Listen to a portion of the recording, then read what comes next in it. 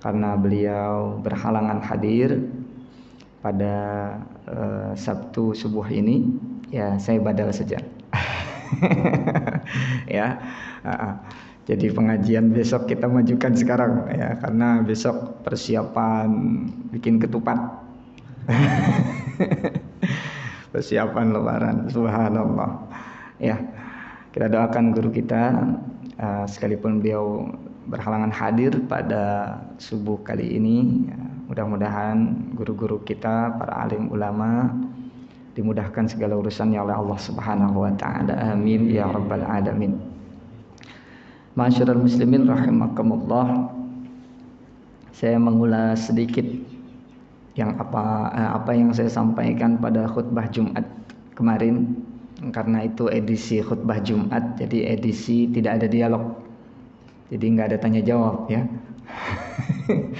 Ya, jadi nanti mungkin ada hal yang bisa kita gali dari apa yang kita bahas, yang telah tersampaikan dalam khutbah Jumat, tentang 3 hal yang harus kita coba lakukan di penghujung bulan Ramadan.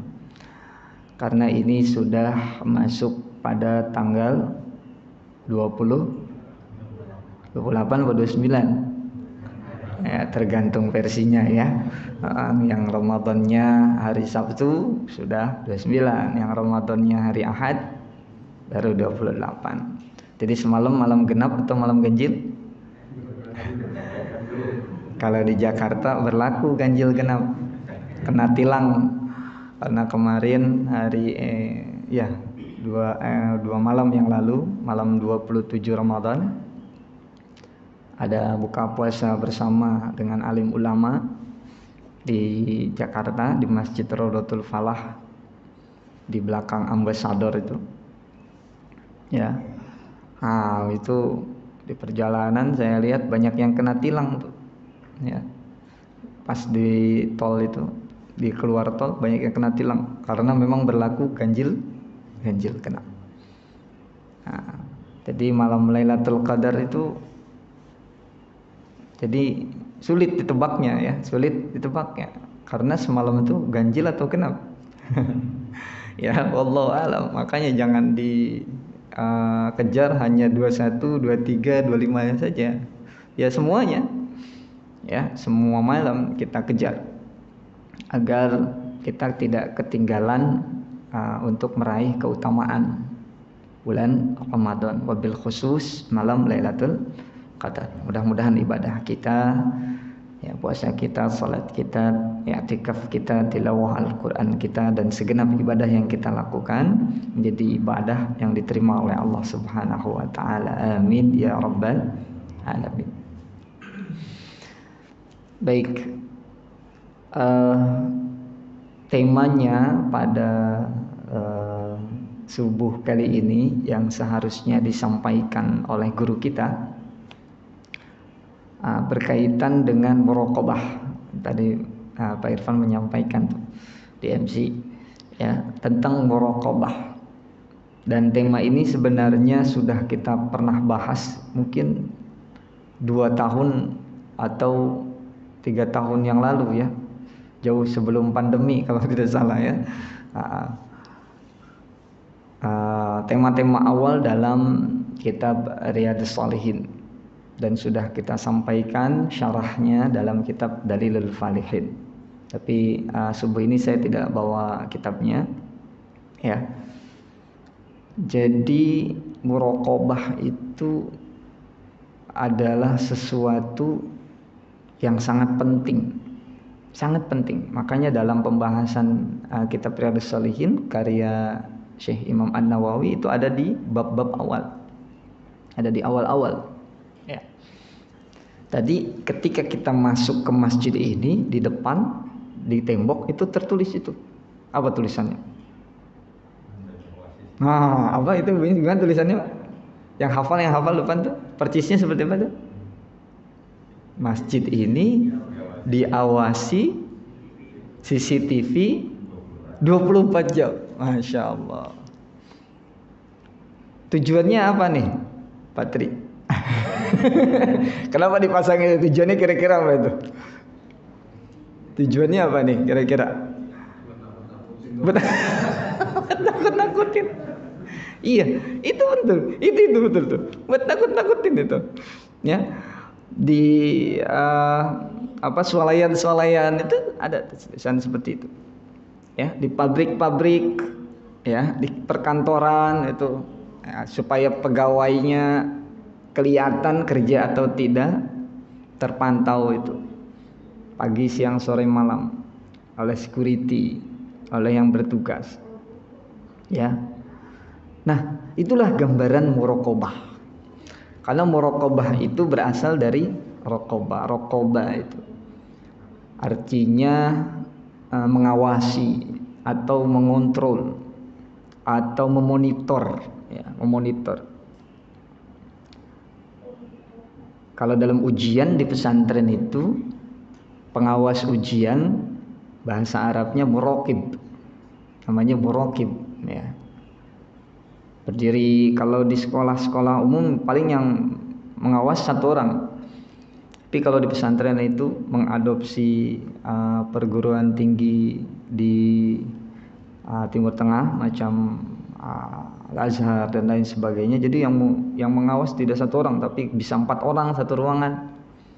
Ya. Dan tidak ada pengawas yang duduk, berdiri semuanya. Ya. Ada yang depan, ada yang di belakang, ada yang di samping, kanan kiri. Nah, kita juga kenal ada salah satu malaikat, ya, yang mencatat amal perbuatan manusia. Siapa namanya itu?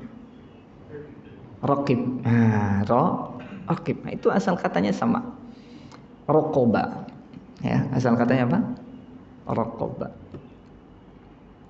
Jadi muraqabah dalam makna yang akan kita coba bahas adalah bagaimana dalam keseharian kita selama 24 jam kita merasa diawasi oleh Allah Subhanahu wa taala. Luar biasa itu.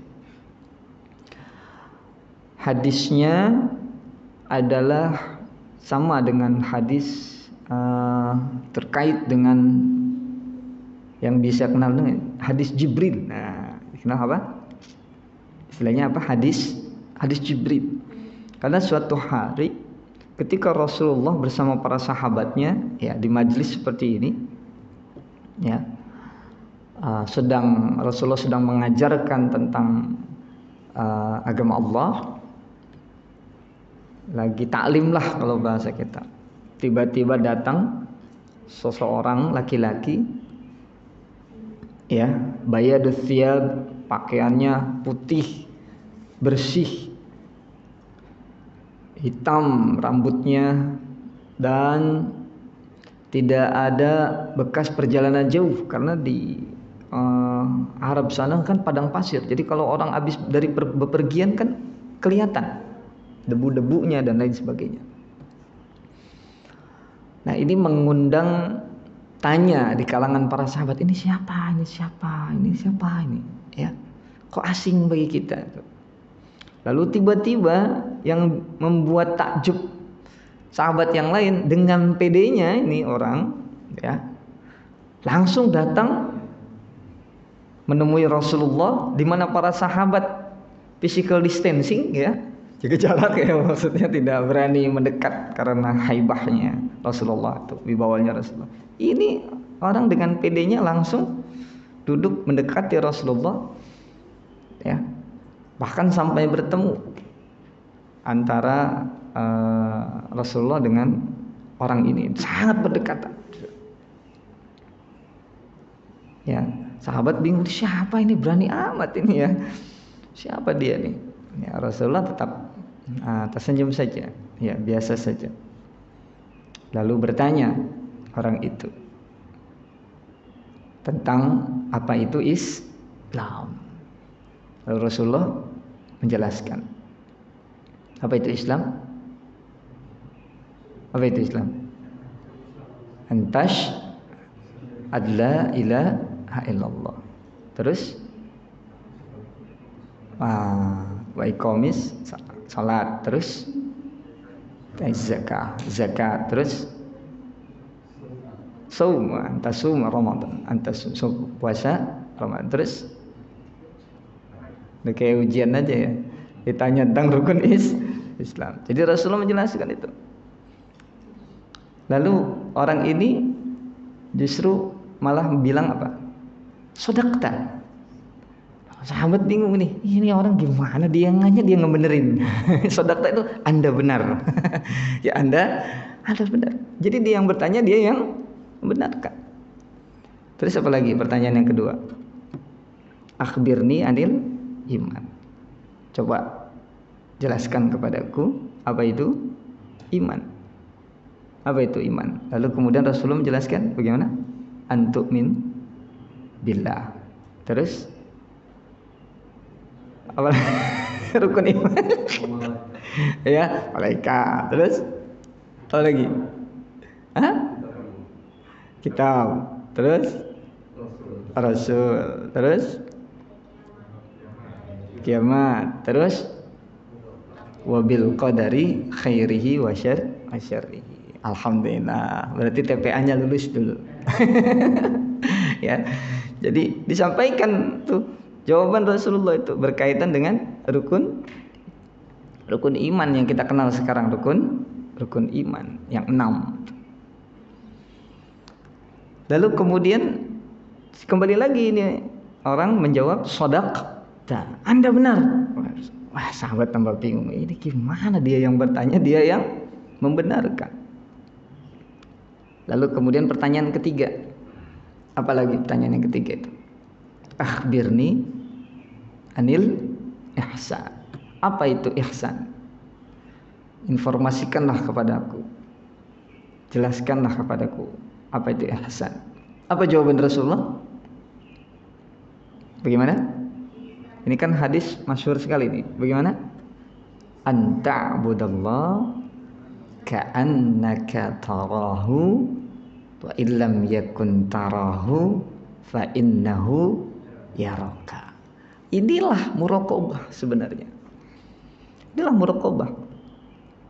Anta'budallah, Anda, kita, antum semua beribadah kepada Allah Subhanahu wa taala ka'annaka tarahu, seakan-akan kita melihat Allah, Anda melihat Allah, antum melihat Allah, hadir saat kita sholat, kita hadirkan Allah di situ, seakan-akan kita melihat Allah.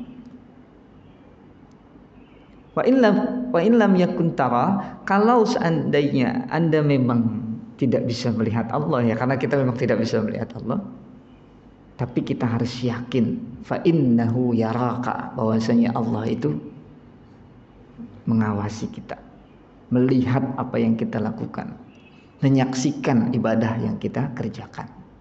Itulah muraqabah. Coba di perusahaan antum ada CCTV di situ.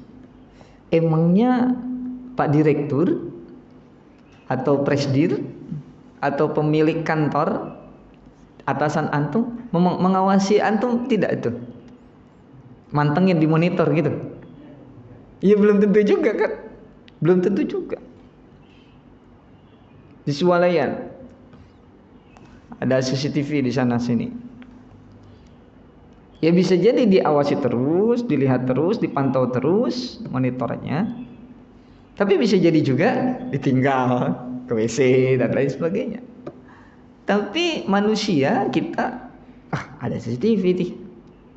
Waduh, ngeri nih, macam-macam nih, dah. Tadi jauh, buat nakut-nakutin doang Pak ya. Begitu. Itu CCTV buatan manusia. Sebegitu kita merasa diawasi, sehingga yang bekerja di kantor karena dia merasa diawasi dengan CCTV, melakukan pekerjaannya dengan baik. Kalau melakukan kesalahan, ada CCTV. Di swalayan ngeri-ngeri juga tuh, ada yang mau mencuri dan lain sebagainya. Ada kamera pemantau nih. Di masjid Fungsinya apa Ustaz? Wah, jangan-jangan ada yang ngambil kotak amal nih. Gitu ya. Ada yang macam-macam nih di masjid nih. Ada yang berbuat tidak baik di masjid nih. Ada situ. 1, 2. Ini lagi Ustaz, ya. Di luar mungkin ada. Masya Allah. Dengan CCTV buatan manusia itu punya efek luar biasa dalam kinerja kita, dengan sikap kita dan lain sebagainya. Rumah dipasang CCTV, maling lihat, wah ada CCTV nggak jadi karena akan terekam jelas apa yang ia lakukan, dan itu menjadi bukti kalau sampai kemudian dibawa ke persidangan. Masyaallah muslimin rahimakumullah, itu CCTV buatan manusia. Bagaimana dengan CCTV buatan Allah? Dan Allah lah yang menciptakan manusia.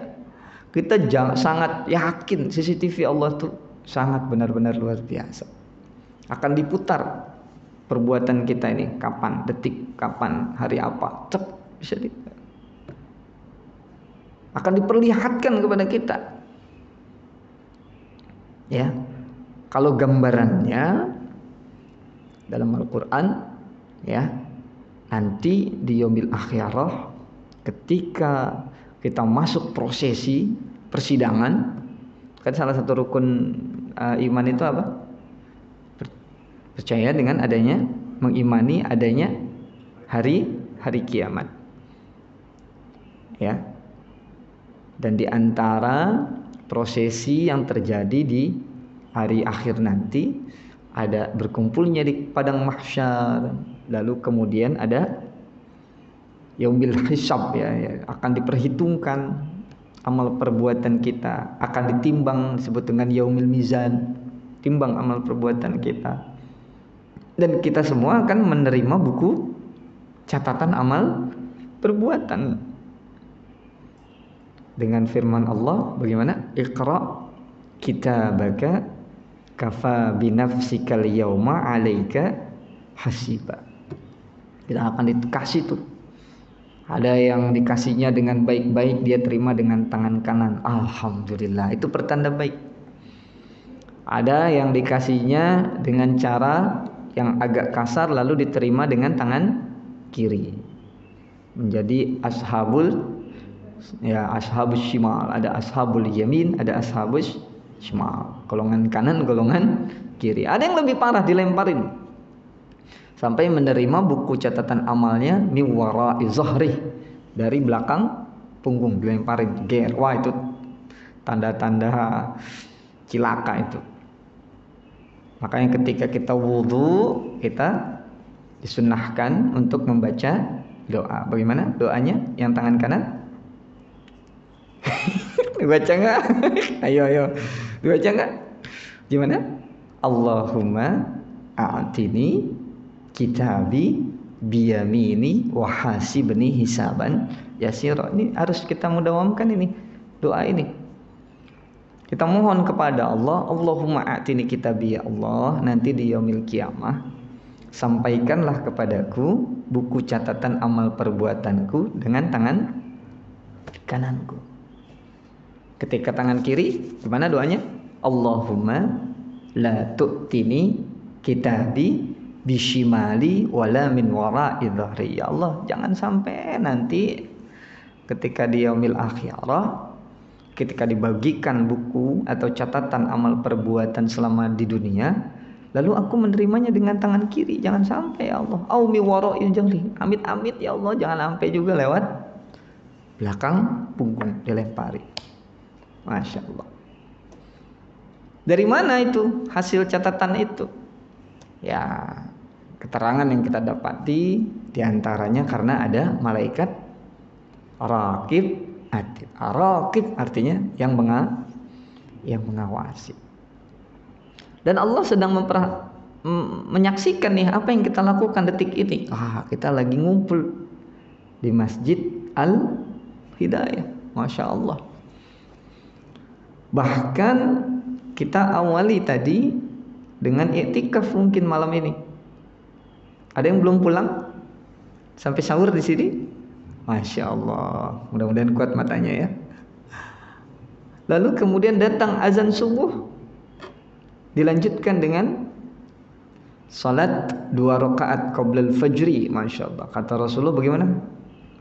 Barang siapa yang salat 2 rakaat sebelum fajar, artinya sebelum salat subuh, maka Allah akan membalasnya dengan segala kebaikan yang ada di dunia beserta isinya. Masya Allah, antum orang kaya semua nih, subhanallah ya. Ya, orang kaya semua ini. Allah limpahkan kebaikan. Ya, seperti kebaikan sebesar dunia beserta isinya. Kita lanjutkan dengan salat subuh berjamaah. Gimana hadisnya? Man shalla bardain, barang siapa yang salat asar dan subuh ya berjamaah, apa balasannya? Diampuni dosanya, dimasukkan dalam surga. Masya Allah, antum wajah-wajah ahli surga semua nih, insya Allah ya. Lalu kemudian bagaimana? Selanjutnya hadisnya, barang siapa yang sholat subuh berjamaah di masjid, iktikaf sampai dengan datangnya waktu syuruk, apa balasannya?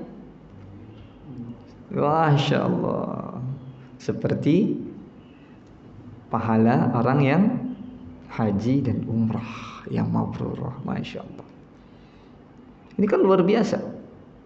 Ini balasan-balasan yang luar biasa. Ini motivasi, ya Allah ngasih motivasi buat kita. Ayo gitu. Ini loh ya yang akan Anda dapatkan ketika Anda melakukan perbuatan-perbuatan baik ini. Tapi ada syaratnya. Apa syaratnya? Kita lakukan itu semua karena Allah Subhanahu wa taala, dan Allah menyaksikan apa yang kita perbuat. Jadi puasanya kita harus imanan wahtisaban, totalitas karena keimanan kita dan ingin menggapai ridha Allah. Jadi bukan kita berpuasa karena malu sama anak misalkan. Anak gue aja puasa masa gue enggak kan gitu. Atau takut dimarahin istrinya. Ya, istri saya galak nih kalau saya nggak puasa, terkacau nih ya. Atau yang tinggal di rumah mertua, iya, pak mertua saya nih gimana nih? Kalau puasanya seperti itu tidak imanan wahtisaban, bagaimana itu? Hadisnya, kam min sha'imin, atau dalam hadis yang lain, rubba sha'imin, apa itu? Laisa lahu min siyamihi illa al-ju' wal 'aths. Dia enggak dapat apa-apa di sisi Allah, tidak bernilai apapun di sisi Allah kecuali hanya lapar dan dahaga saja. Karena ibadahnya dilakukan bukan karena Allah Subhanahu wa taala. Dan kita semua lagi belajar ikhlas sebenarnya. Kita semua sedang belajar ikhlas. Khulusun niat kita total karena Allah. Allah sedang mengawasi. Kita merasa diawasi oleh Allah Subhanahu wa taala. Gitu. Salat pun demikian. Salat yang baik akan melahirkan kebaikan-kebaikan. Tanha 'anil fahsya'i wal munkar. Kalau ada orang salat kata-katanya menyakitkan, hatinya kotor, sikapnya tidak baik, mungkin salatnya karena tujuan-tujuan lain. Mungkin salatnya main-main, dia tidak merasa diawasi oleh Allah Subhanahu wa taala. Sampai kemudian Allah ancam dia di surah Al-Ma'un bagaimana? Fawailun lil musallin alladzina hum an salatihim sahun. Jadi jangan merasa nyaman kita, saya udah sholat. Sholat yang seperti apa? Sholat yang tanha anil fahsya'i wal munkar, atau jangan-jangan sholat yang dalam surah Al-Ma'un ini. Kalau kita baca tafsirnya, dalam tafsir Syekh Ibnu Katsir itu ada beberapa macam penafsiran para alim ulama itu terkait dengan ayat ini. Ada yang mengatakan bahwa dia tidak sholat sama sekali. Tidak sholat sama sekali. Ada yang mengatakan kadang sholat, kadang tidak. Gitu. Ada yang mengatakan sholat sih sholat, tapi syarat dan rukunnya tidak terpenuhi dengan baik. Ada yang mengatakan salatnya bukan karena Allah, tapi yura'un, riya, ingin menunjukkan bahwa dirinya soleh, ingin dipuji oleh orang lain. Ya, nah ini pendapat-pendapat para ulama dalam menafsirkan ayat ini. Nah, kita di posisi yang seperti apa? Karena salat itu ya harus tenang, harus khusyuk. Berat tidak? Salat itu berat tidak? Kata Allah berat salat itu. Wa innaha lakabiratun illa 'alal khashiin. Salat itu berat. Padahal cuma 2 rakaat subuh. Coba. Dari miliaran manusia, dari sekian orang yang mengaku muslim, ada tidak yang meninggalkan salat? Banyak. Kenapa? Padahal cuma 2 rakaat subuh. Kalau dikerjakan berapa menit sih tadi? 5 sampai 10 menit tergantung imamnya. Kalau sendirian lebih parah lagi. Ya ini juga. Kadang kalau berjamaah di masjid, kenapa kita merasa nyaman? Ya karena masjid ini rumah Allah. Coba kalau lagi sholat di rumah. Anak saya tuh baru kelas 2 SD tuh kalau di masjid tenang dia. Salat berjamaah sama anak santri, tenang dia. Ya, giliran di rumah kayak cabung-cebok salat. Adek, ada salat belum? Belum. Udah salat belum? Udah. Lalu kapan salatnya ini? Udah. Emang selesai. Ya. Anak-anak seperti itu kadang. Ya kita jangan seperti kayak anak-anak gitu. Di masjid Allah mengawasi kita, di rumah pun Allah mengawasi kita, di kantor Allah mengawasi kita, di pasar pun Allah mengawasi kita. Maka ciri orang yang beriman itu bagaimana digambarkan? Baik dalam kesendirian atau di depan publik, ia sama-sama taat kepada Allah. Iya sama-sama, kalau salat itu berarti sama-sama khusyuknya.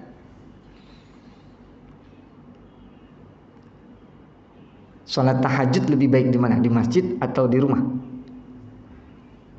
Di mana, Pak? Di rumah. Jadi saya pernah sampaikan itu. Rasulullah pernah datang ke rumah sahabat. Nah, ini sering saya sampaikan ke jamaah kalau yang baru pindahan rumah. Waktu sebelum Ramadan saya diundang nih, ada yang baru renovasi rumah di sini nih, nggak jauh dari sini. Sekalian tarhib Ramadan di rumah beliau nih. Terus saya sampaikan hadis ini.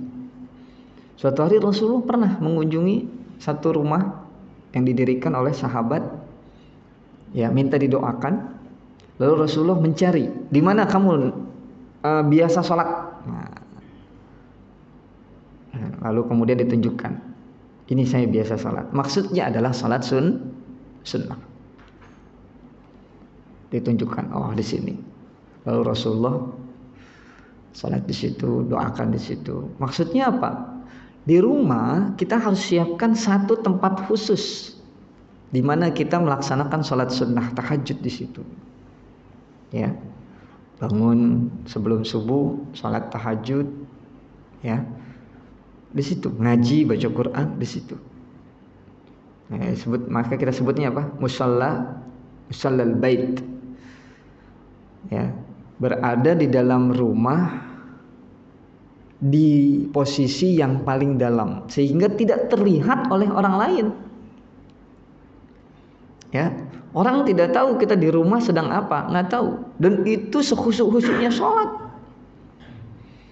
Itulah sebaik-baiknya sholat. Tantangannya luar biasa. Di rumah sendirian sholat. Hanya Allah yang menyaksikan. Bisa khusyuk kalau kita merasa Allah mengawasi, meraqabah. Seperti itu. Kalau sholat khusyuk di masjid wajar, banyak mata yang melihat. Kalau kita bercanda, malulah bercanda gitu. Di rumah sendirian antum bisa khusyuk luar biasa. Kita bisa khusyuk sangat Hebat sekali. Dan sholat yang seperti itu, wa innaha lakabirah, berat sholat yang seperti itu. Sholat yang benar-benar menghadirkan Allah, benar-benar kita ikhlas di dalamnya, lakabirah kata Allah, berat. Makanya banyak orang yang meninggalkan sholat. Padahal sholat adalah rukun Islam. Wa innaha lakabiratun illa 'alal khasyiin. Nah, ini untuk pengantar saja. Jadi saya sebenarnya ajak ngobrol saja ini, ya, sambil nunggu datangnya syuruk. Karena kalau tidak ada yang ngajak ngobrol Sabtu ini, ya, kita nggak sholat syuruk nih. Ya, habis sholat subuh pada balik lagi. Apalagi kantor sudah libur, lanjut lagi tidurnya.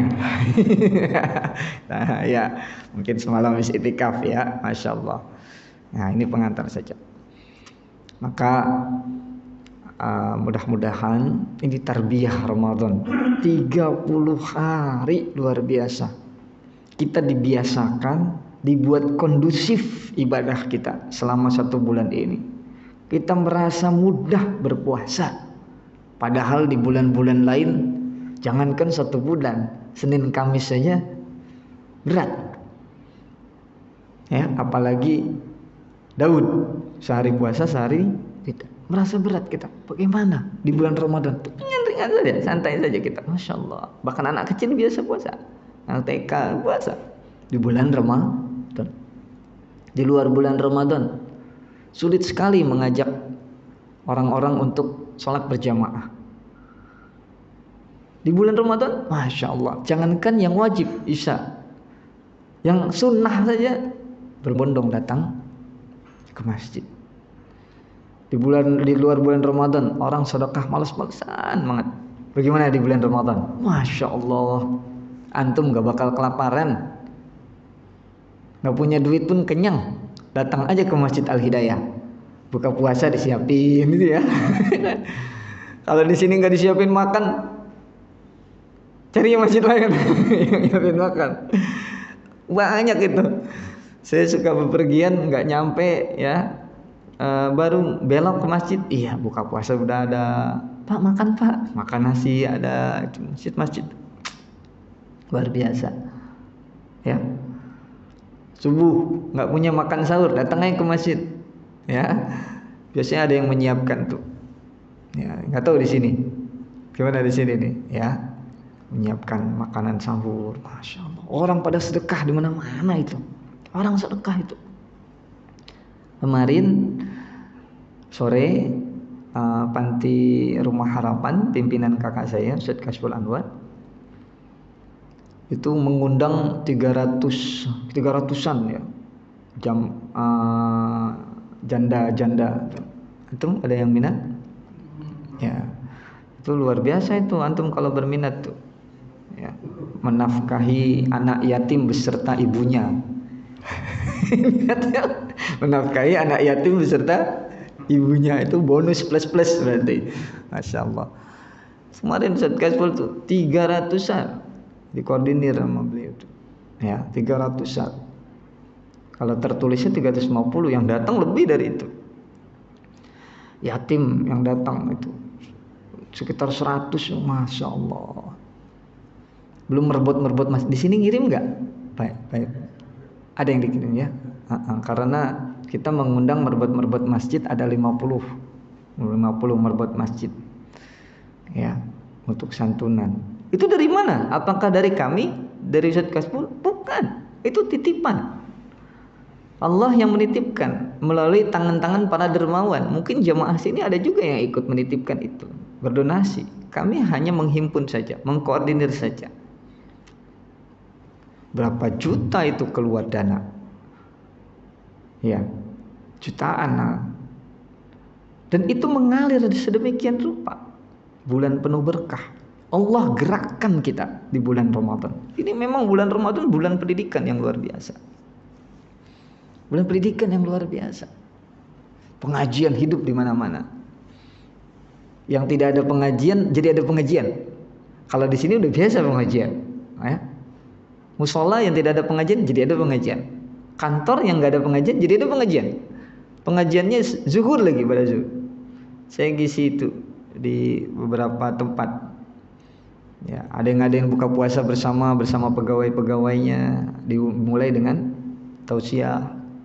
Ya, biasa itu. Ya, perusahaan otomotif apa itu? PT Astra. Saya ngisi pakai Zoom tapi pengajian zuhur Ramadan. Biasanya nggak ada pengajian, ngadain pengajian. Ini masya Allah. Sampai dokter-dokter ngadain pengajian.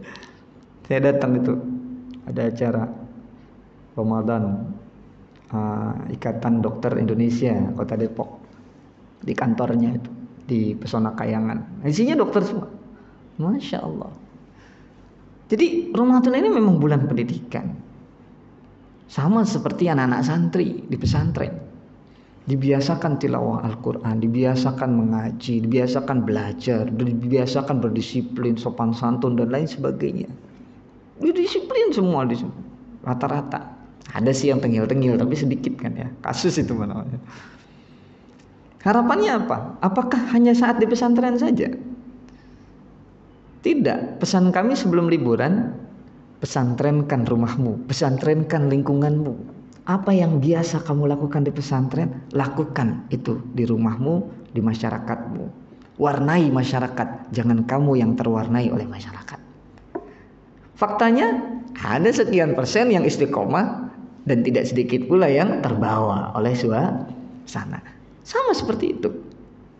Kita Ramadankan bulan Syawal, Zulqa'dah, Zulhijjah, Muharram, Safar, Rabiul Awwal, Rabiul Tsani, Jumadil Ula, Jumadil Tsani, Rajabun, Sya'ban. Kita Ramadankan seakan-akan bulan Ramadan.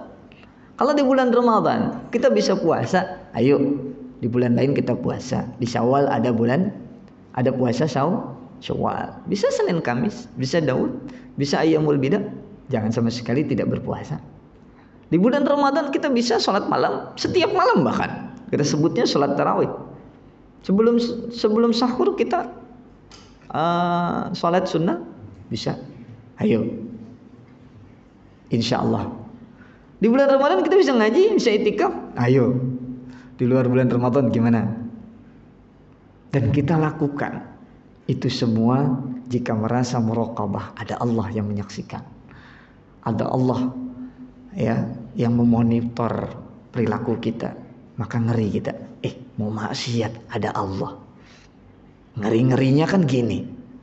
Ngeri-ngerinya ketika kita maksiat, terus Allah cabut nyawa kita, cedek. Ternyata tuh dia tuh kelihatan doang tuh ke masjid terus, ternyata meninggalnya lagi begituan. Lagi tanda tangan kontrak, ya, kelebihan dananya di markup, habis tanda tangan meninggal. Kan kacau. Bayangkan gitu saja, ya. Aduh, lagi melakukan maksiat meninggal, kita nggak tahu. Allah menyaksikan itu semua. Kalaupun manusia tidak tahu, Allah Maha tahu, dan Allah akan perlihatkan itu semua, ya. Allah akan perlihatkan itu semua. Dan bagi Allah itu mudah sekali. Maka mudah-mudahan ya kita selalu bisa menghadirkan Allah dalam setiap tarikan nafas kita, ya, sehingga kita bisa lebih berhati-hati dalam bersikap, berkata-kata, bahkan juga getaran hati. Allah Maha tahu. Apa yang kita pikirkan belum lakukan, Allah Maha tahu, ya. Dan itu akan dicatat oleh Allah Subhanahu wa taala, dan mudah-mudahan Allah ampuni dosa-dosa kita. Amin ya rabbal alamin. Jam 5.45. Bolehlah kalau ada pertanyaan, silakan. Fadhil. Waalaikumsalam warahmatullahi wabarakatuh.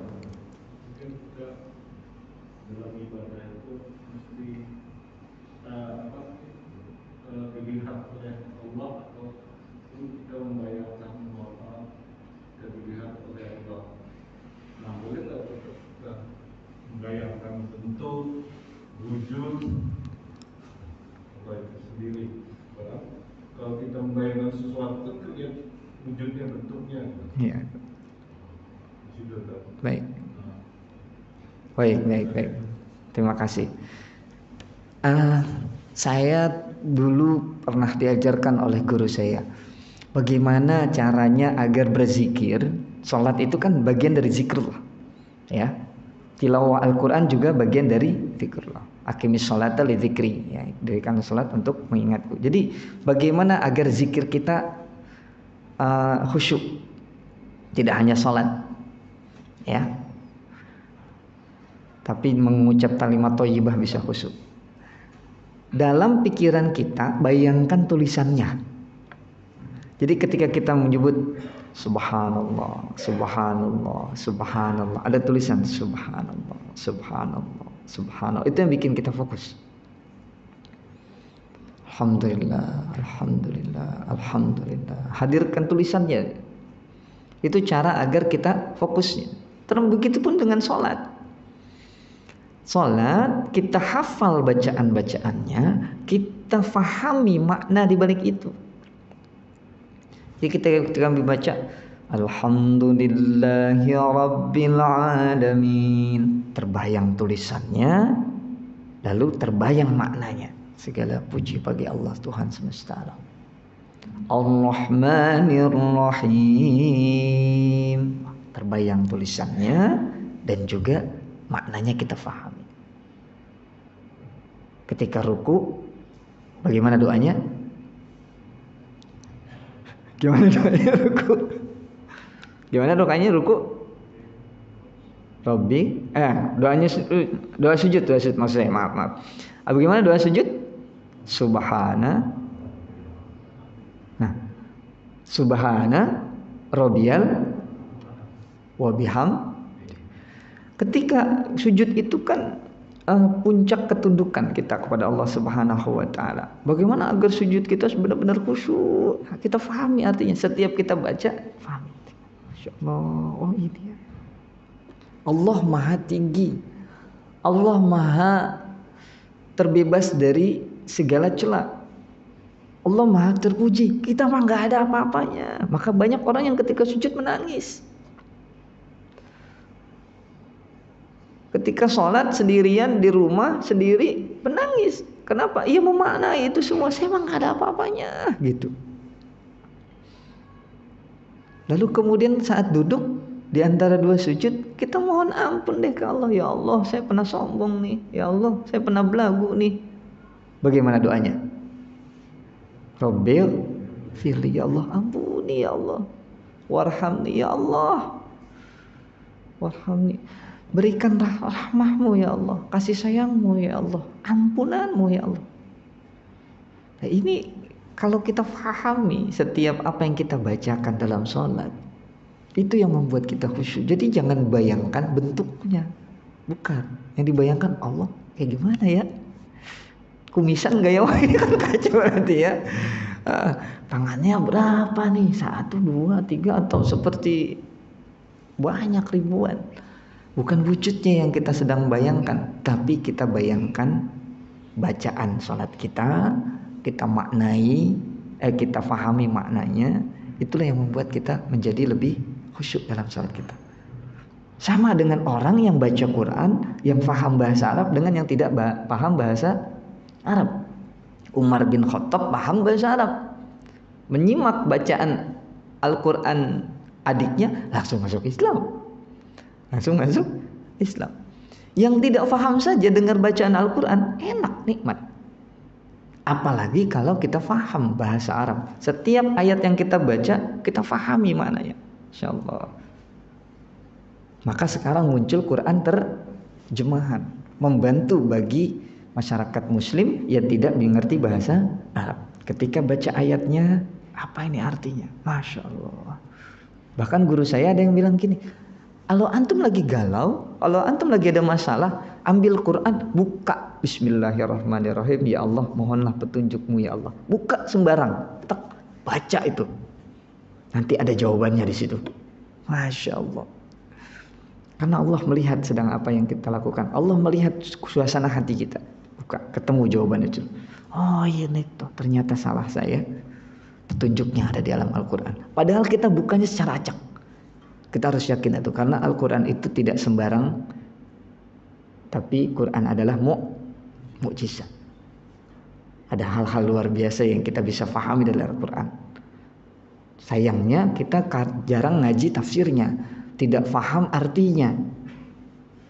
Bahkan ada yang belum bisa baca Qurannya dengan baik dan benar. Ini jadi problem. Ya, ini jadi problem. Gitu ya. Baik. Ada lagi yang lain? Baik. Kalau tidak ada lagi pertanyaan, ya, jam 5.52 sudah syuruk, Ustaz?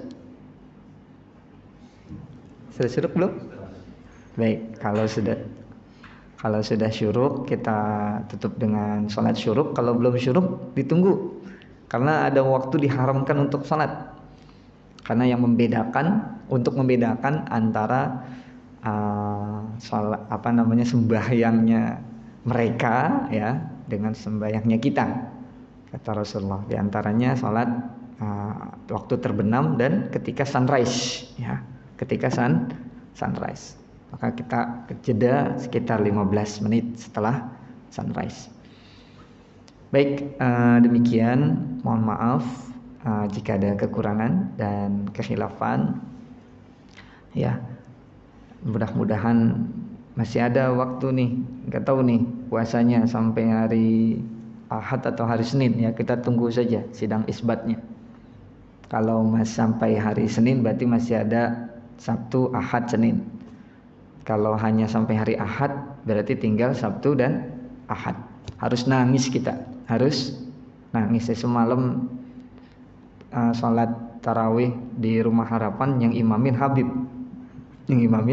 Habibmu ya, Imdadul Mustafa. Masya Allah, doanya itu benar-benar itu ya, harus kita Allahumma itu doanya. Kalau kita Allahumma innaka afuwun tuhibbul afwa, atau ditambah Allahumma innaka afuwun karim tuhibbul afwa fa'fu anna ya karim. Senandungnya beliau baca tuh syai'ulillah ya Ramadan.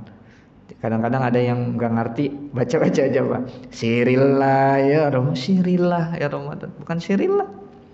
Bukan syai'ulillah, bukan syai'ulillah. Asyai'u lillah, segala sesuatu milik Allah.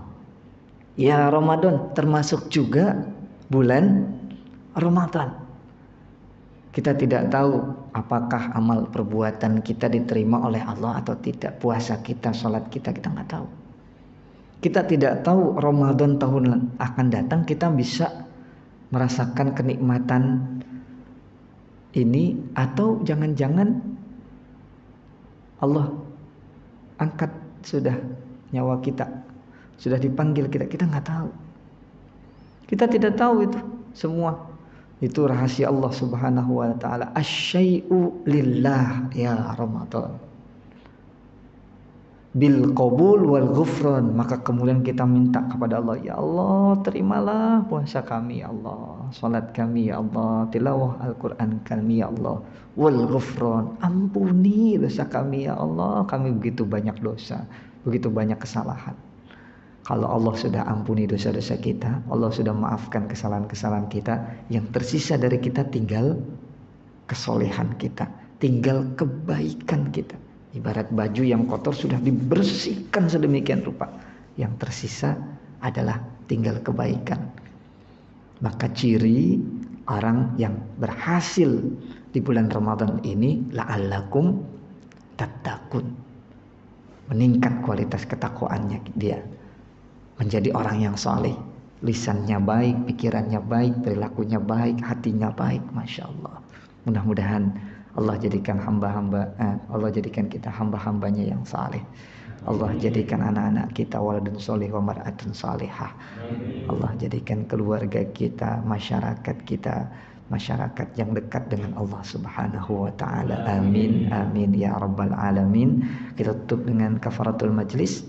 Subhanakallahumma wa bihamdika asyhadu an la ilaha illa anta nastaghfiruka wa natubu ilaik. Mohon maaf jika ada kesalahan. Allahul muwaffiq ila sabilit thariq. Assalamualaikum warahmatullahi wabarakatuh. Waalaikumsalam.